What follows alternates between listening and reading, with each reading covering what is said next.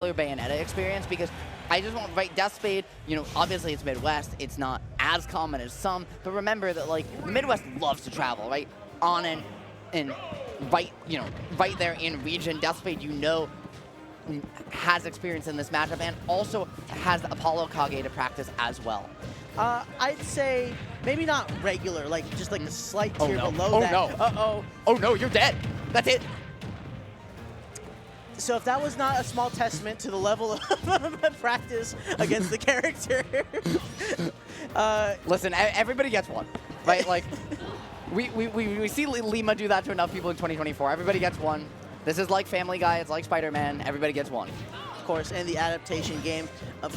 Dude. Wow, that parry was so okay, nice. I understand why Steve wins this matchup, but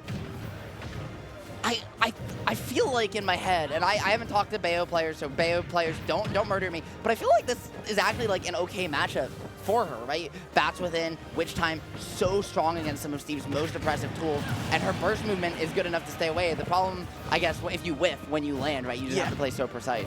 No, it's definitely, it's more of like the high octane amount of things you have to do to keep up with Steve's potential to just, you know, have a goofy F smash at the wrong time in the wrong place.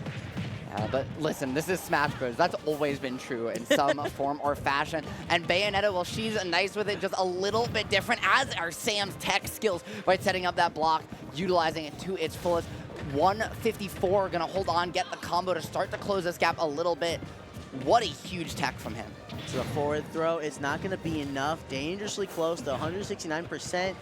Of course, the Bayonetta question, how does Bayo kill a position like this with a nice placed back air? And I really like that from Deathspade, because either you'll try and maybe get a stage spike, but even when you don't, even when you pop them up, they don't get to go to ledge. They kind of get thrown off their rhythm, and then they get stuck to land. As a result, you get to cancel your own end lag, because off ledge is the fastest way for Bayo to kind of be actionable again from those aerial specials. And then she's able to kind of come and find the punish. It was really creative play from her to find that stuff.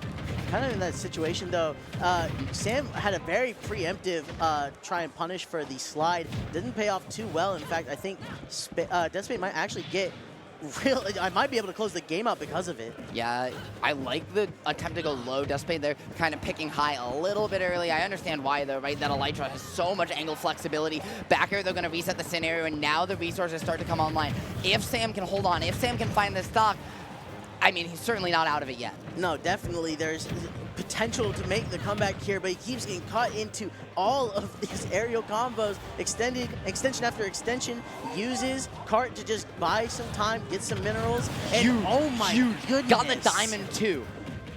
Right? If this forward, though, you survive, you find a way back, you have a chance, got to avoid the bullets. Knows to go low. There's that up witch twist again, right? Finding the coverage, just keep disrupting Sam, keeping you out of the corner. But with Diamond online, Chopavelli, we've seen this story too many times. Is this the closing? No, just barely gets the swing, gets a second lease on life, and it's going to be the forward throw. That should be enough. Yes. Ooh. Just barely with the staling, gonna do it. But Deathspade sneaking away with that one. Sam got the diamond, but unfortunately just not quite enough of a cash inflow, right, to pay off that % debt in time. Yeah, no, and good on Deathspade to at least get the hit, knowing that there's going to be the second fair to try and just close the game out then and there, and then immediately turning it around once the ledge came into question. That's just excellent awareness and that matchup experience like you were talking about for Deathspade against Steve. Interesting. Deathspade hasn't locked in a character yet, hovering over the Bayonetta, but you see the thinking. Has that throw in the back pocket too. Okay, we are going to get the Bayonetta fully locked in, ready to go. It is going to be no changes. It was a possibility, but gonna stick it out here on Small Battlefield. Game 2 now underway, and it's gonna be about how Deathspade can make some adjustments after nearly losing that last one.